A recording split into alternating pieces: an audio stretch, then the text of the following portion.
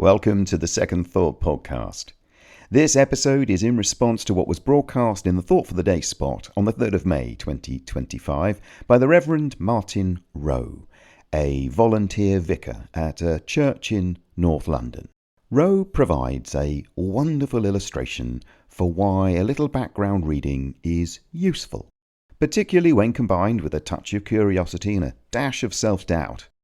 He took up the subject of surnames. Many popular UK surnames originate in the trades of long-forgotten ancestors, people who were once smiths or butchers. So far, nothing controversial. Your name, baker or tailor, advertised your business.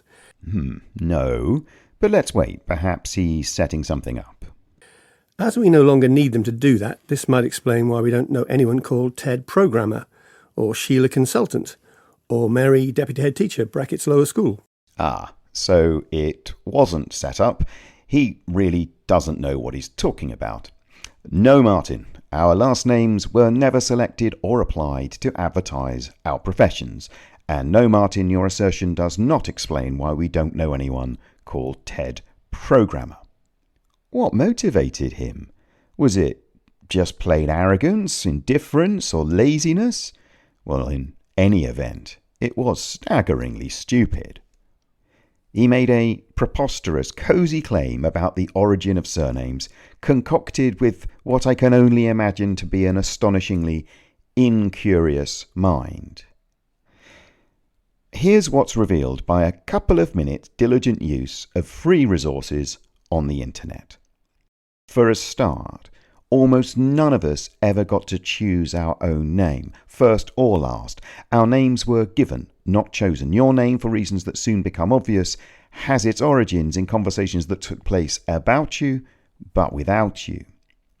Go back 1500 years in the UK, and we all had just first names. Additions to first names were only made when it became necessary to differentiate between two or more people with the same name.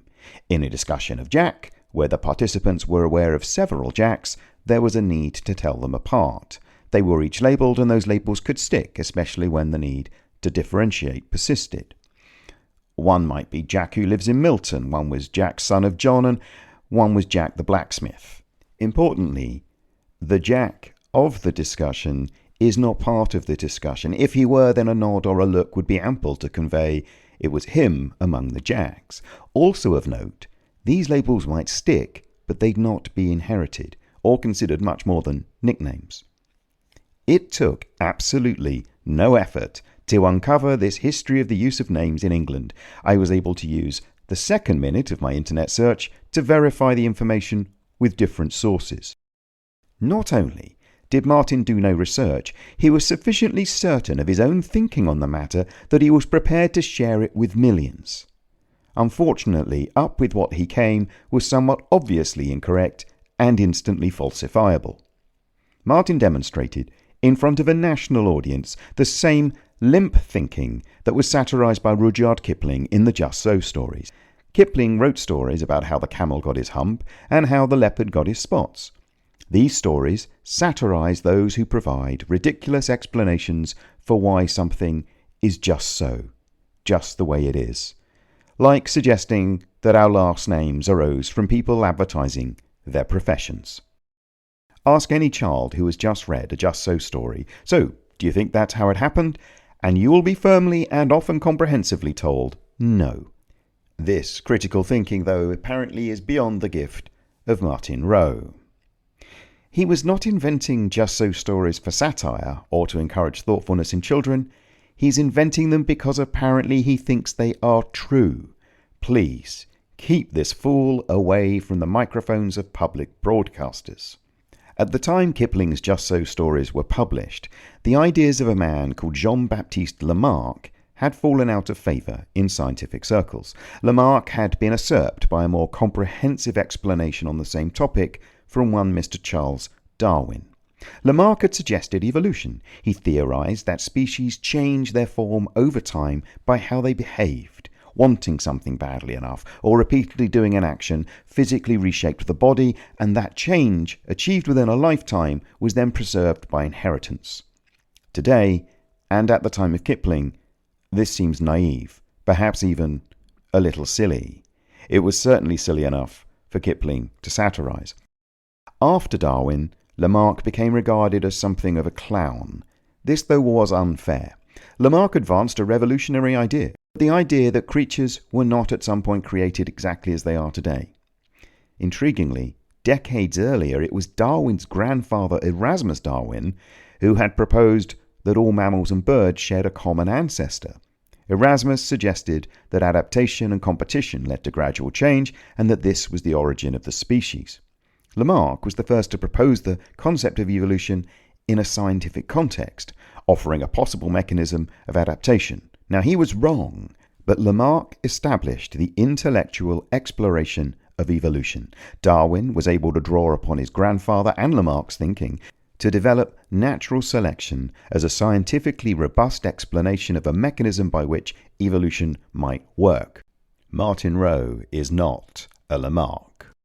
He was not advancing a new explanation that, while flawed, might establish a useful way to understand something. Martin Wroe was not a Kipling, advancing a ridiculous explanation to satirize the hard of thinking. Martin Wroe apparently is the clown. Back to that internet full of information on the history of names. The internet that Martin Wroe felt comfortable not troubling. It was population density that led to the suffixing of first names with last name labels. But it took land-grabbing kings, bureaucracy and taxation to mandate the use of last names, fixing them and making them heritable, resulting in persistence through the generations of Wheelers, Clarks, Coopers, Fletchers, Smiths, Millers and Chandlers. This, Martin, is why there are many Ted Gardeners, but no Ted programmers. For a trade to be reflected in your last name, you needed an ancestor in that trade about 1500 years ago. Programmers, project managers, and deputy heads all arrived a little late.